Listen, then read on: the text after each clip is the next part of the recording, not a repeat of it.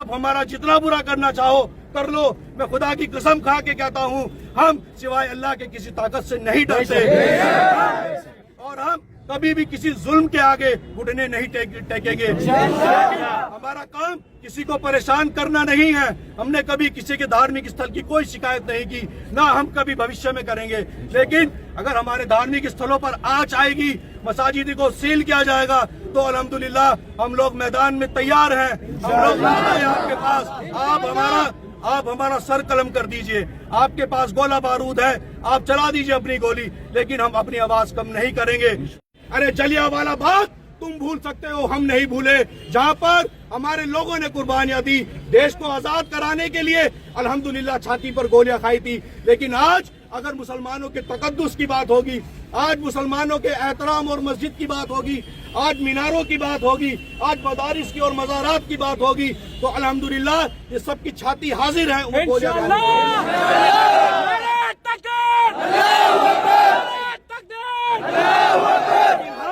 लेकिन हम तुम्हारी उस गंदी राजनीति से नहीं डरने वाले हैं कि जिसमें आप हमको डरा के रखना चाहते हो। आप चाहते हो कि हमारे अधिकारों का हनन हो। क्या इस मुल्क में बनाए गए मसाजिद, मदारिस और मजार ये सब इल्लीगल है? तो मैं बात करता हूँ, ऐसे बहुत सारे धार्मिक स्थल बने हुए हैं जो सरकारी जमीनों पर हैं। आप अगर इंसाफ की बात करते हैं तो आप बुलडोजर चलाने का काम कीजिए उन तमाम धार्मिक स्थलों पर जो वन विभाग की जमीनों पर बने हुए हैं, जो सरकारी जमीनों पर बने हुए हैं, जो रेलवे की जमीनों पर बने हुए हैं। लेकिन आप मुसलमानों को भय दिखाकर एक गंदी राजनीति करना चाहते हैं। आप चाहते हैं कि एक विशेष समुदाय का आप माहौल बनाकर वोट आप बटोर ले।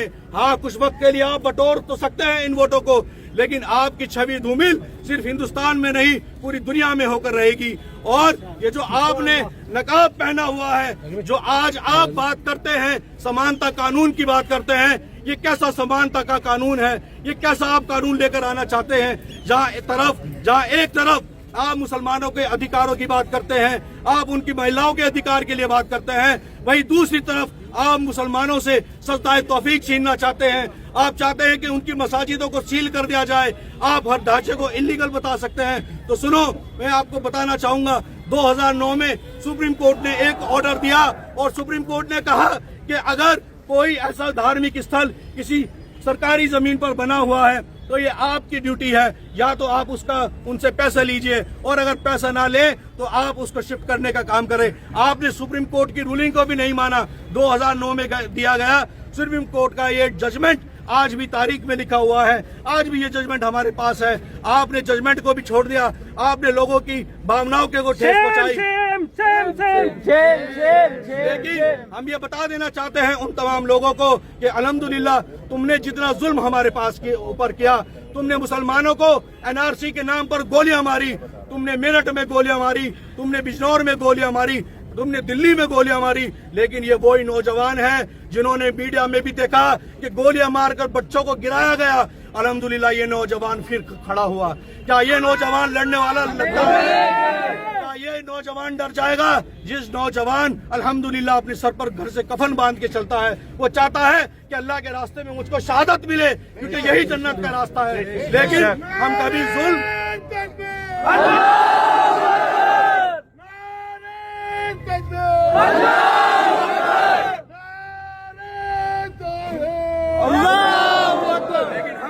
लेकिन हम कभी भी जुल्म का साथ नहीं देंगे।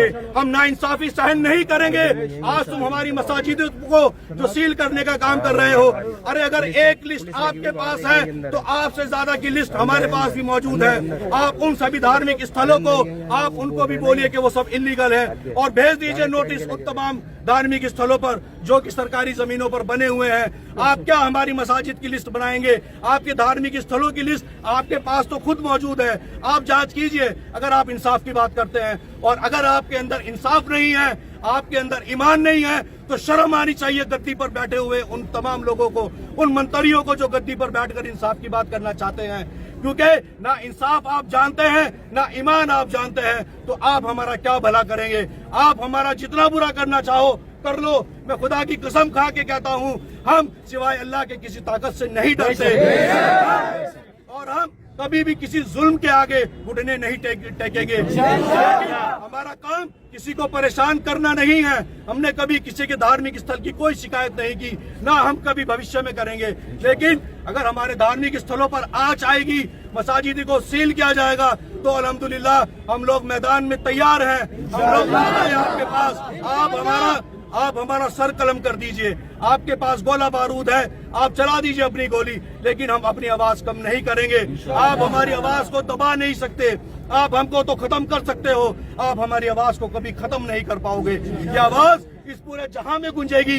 ये आवाज उन कानून में जो बैठे लोग हैं उनके कानों में जाएगी। जो सुप्रीम कोर्ट के अंदर बैठे जज हैं उन कानों तक ये आवाज पहुंचेगी।